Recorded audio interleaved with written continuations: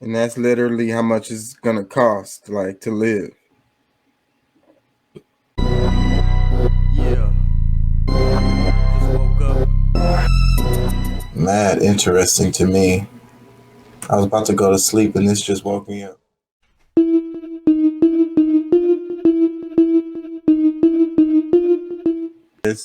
Why offer real meaningful solutions when you can stoke fear and hate? Another comment, it says, hate will not win over love. This should be the commandment after the first. That should be the most important for all democracy. Huh. That's weird. Like everything in the Bible is thou shalt not.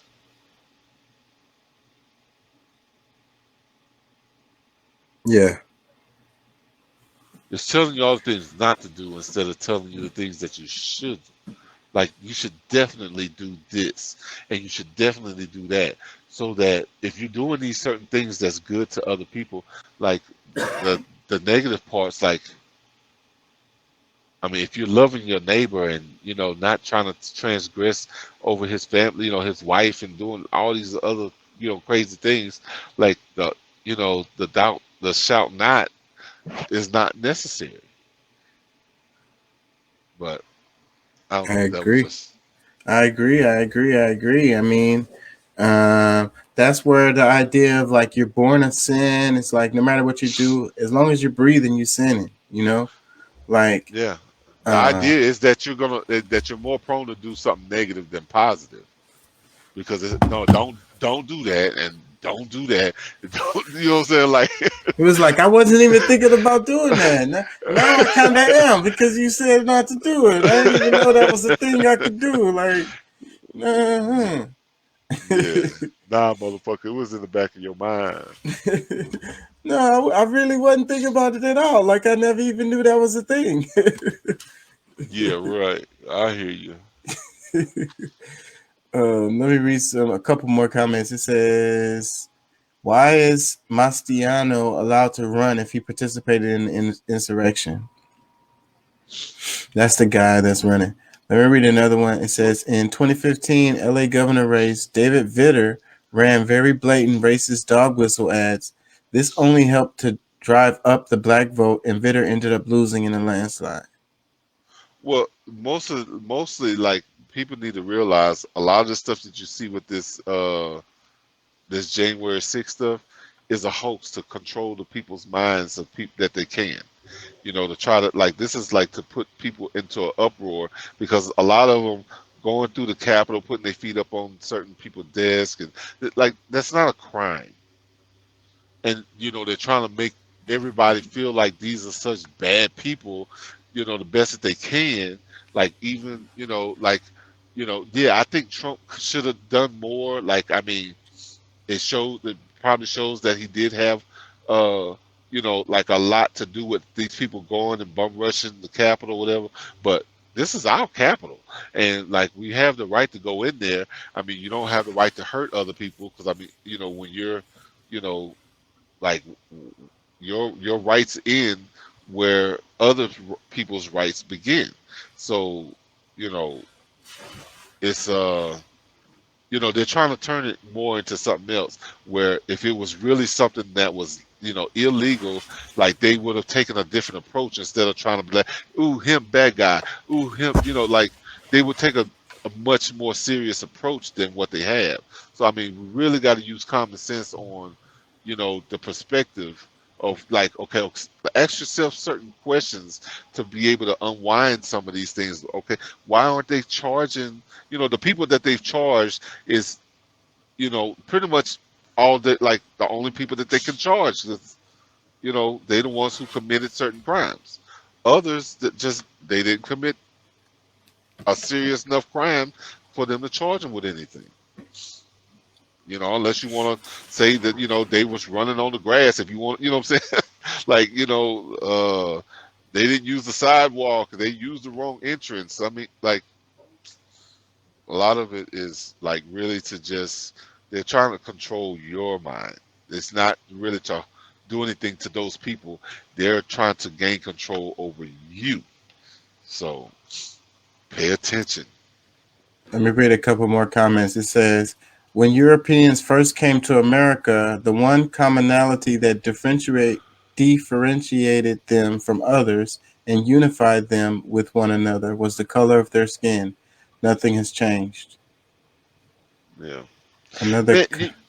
go You ahead. don't think you don't? Did you see the debate with Fetterman and Oz?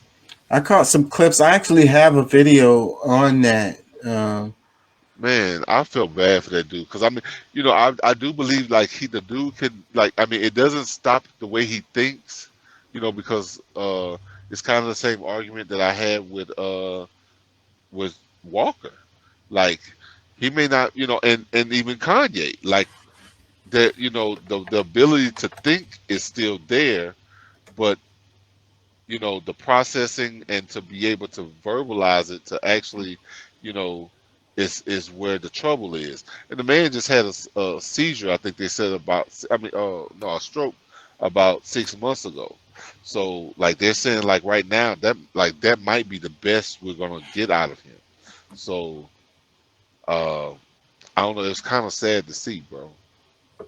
I I think I have some clips on that, but I want to read a couple more comments and then I'm gonna look and see if yeah, I can find that um, clip. I apologize. That's okay though. Let me read this. It says, I live in a swing district and haven't heard any racist or anti immigrant ads for any level of government. They're too focused on abortion and crime. That's pretty much all the ones I've seen too. It's funny that they say he says this because they saying that there was all those immigrant, but then too I don't watch TV. That's right. I don't really. Let me take and, all that back. Like, I'm and not a good example. that's I think a part for me too, because I notice when I do watch TV, I do get like it's crazy how powerful it is, Yeah.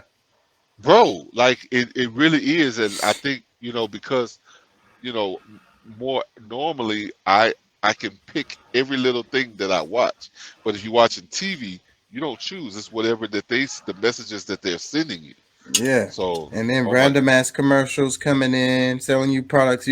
That's the one of oh the my, things about ads that really bothers me a lot. Just the basic part is that I'm not interested in no whatever the hell it is you're selling me. Like I'm never ever in a million years gonna be buying that shit.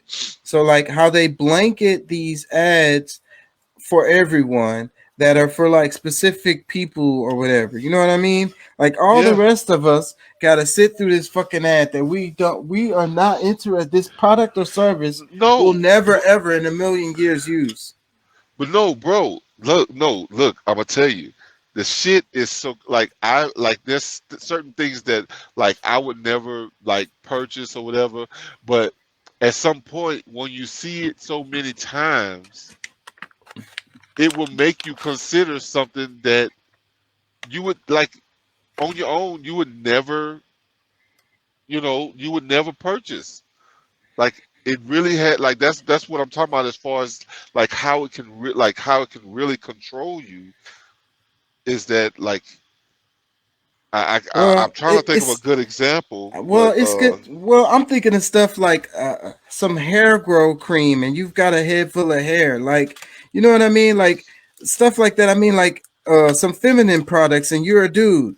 Like some medical yeah, you pharmaceuticals. might decide you want to buy that female product for somebody it's like, I wonder if such and such could use it. But that's what I'm talking about. Like I mean something that you don't need or whatever, but you done seen this thing so good, it's like, damn, that might be a really good product. I wonder if such and such could use this. I wonder if you know what I'm saying? Like Yeah, it like I really believe powerful. like It's yes, it's like almost hypnotizing. that's why I don't watch them. I don't watch them. They super powerful. So, but yeah, it's so annoying for everybody to have to watch the ads for shit that's not for you and shit. Like, well, you know what's weird? Those like Boeing ads, and it's like, who the hell's in the freaking business of buying jets? Like, not jets, but like the big Boeing airplanes. Like, who's buying Boeing products? Like, why do they need an ad? Like, what the fuck I ain't is gonna happening? lie. I want one. So I mean, it really like that's like that might be geared at me because I do feel like I at some point I want a helicopter, but still I mean that would be like But to these are spark. not planes that people buy because they are the big, huge commercial fucking, you know, Yeah, I mean, big. when it comes to that, somebody who's gonna buy a plane is probably not sitting in front of the television, but Exactly. So that's what I mean. That the person that's buying some Boeings is somebody that's finna open a company, a airplane company.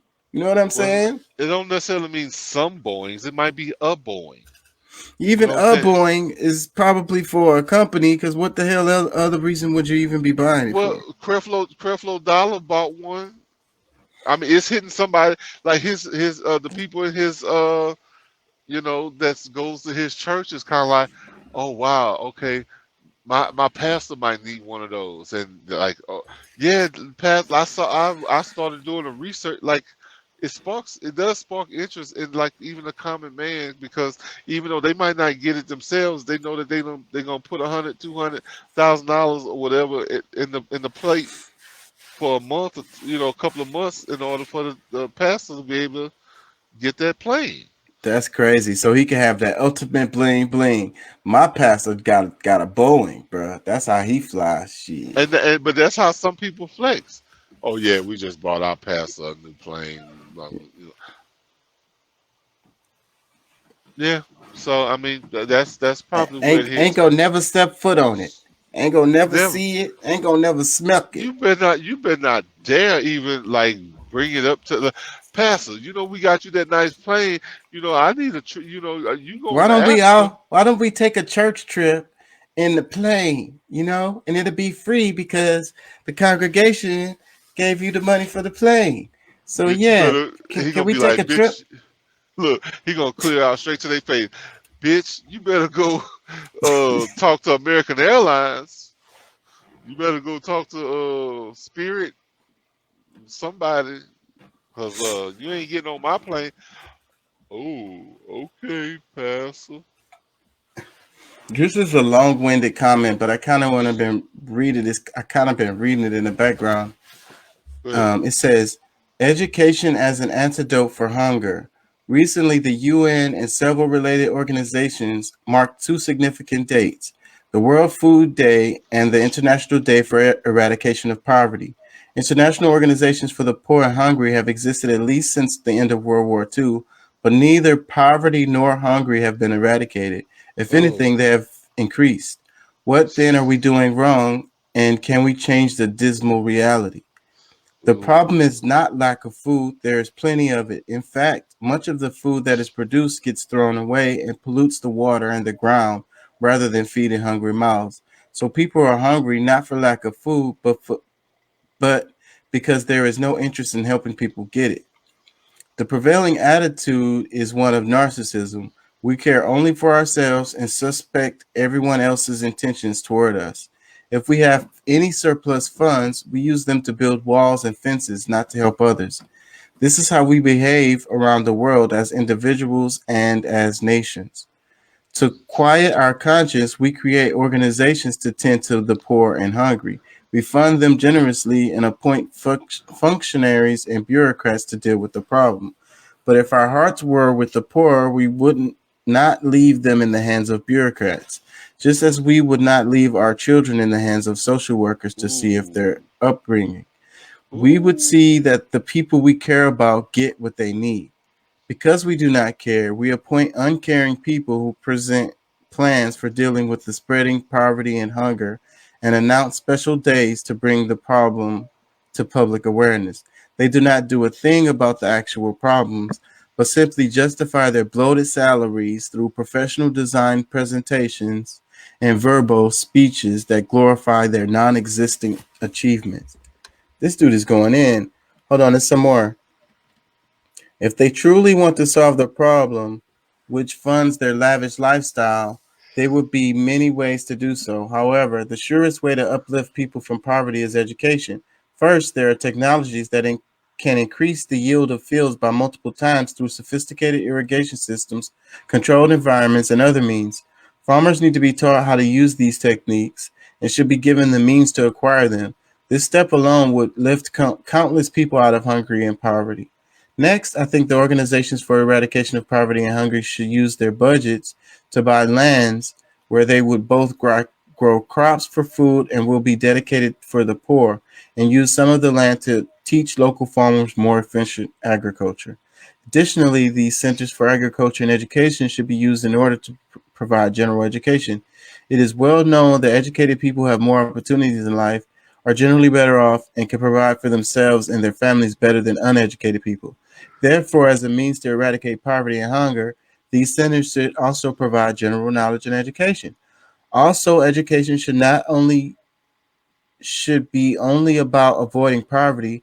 Poverty is not a personal matter, but a social one. Therefore, people who study at these education centers should also learn about solidarity, mutual responsibility, interdependence in today's world, and other topics that will help them establish themselves as positive elements in a connected world. In this way, we can create an agrarian transformation that will become a social and cultural transformation that can free people not only from the grip of poverty and hunger, but integrate them into the global society of the 21st century as confident and positive individuals. In turn, these people will help others rise from poverty, and the process will gain momentum. Wow, that was freaking long-winded. I figure you would be run out of characters by then. Like, good Lord. But you know, like he made some good points, but like one of the things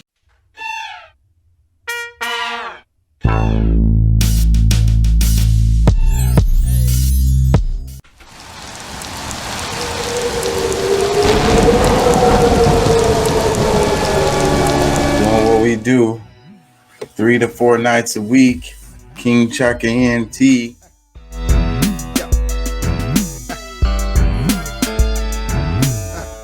I got this. From the She back starts seat. shooting. That dude was like, ow. What was that? Outside the car, That nigga deputies' got body popped. cameras capturing the bullets flying through the air. We got shots fired couldn't up have been here. a straight We need shot. It had backup to be- immediately. Start Are you- EMS. Start EMS. What We got the a fuck? civilian. We got a civilian hit. The deputy. Looks like we got us another hit.